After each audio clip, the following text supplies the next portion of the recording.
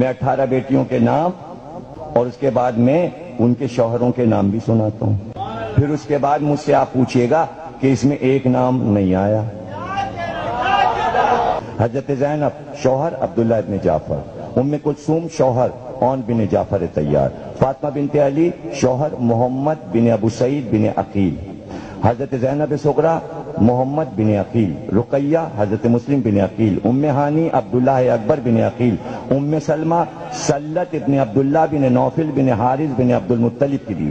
حضرت ام کرام بچپن میں انتقال کر گئیں. میمونہ عبداللہ اصغر بن عقیل شوہر، خدیجہ حضرت عبد الرحمن بن عقیل شوہر، نفیسہ کثیر ابن عباس بن عبد المطلب شوہر، ام الحسن جودہ بن حبیرہ گورنر خراسان ام الحسن کے شوہر علی کے داماد، رملہ کبریٰ ابو الحیات بن عبداللہ بن ابی سفیان بن حارث بن عبد المطلب. یہ ابو سفیان عبد المطلب کے پوتے ہیں، وہ والا ابو سفیان نہیں.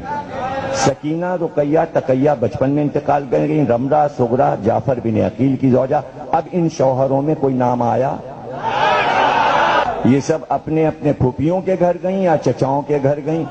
جب چچاؤں پھوپھیوں کے لڑکے ہوتے ہیں تو ادھر ادھر سے رشتہ نہیں لیا جاتا.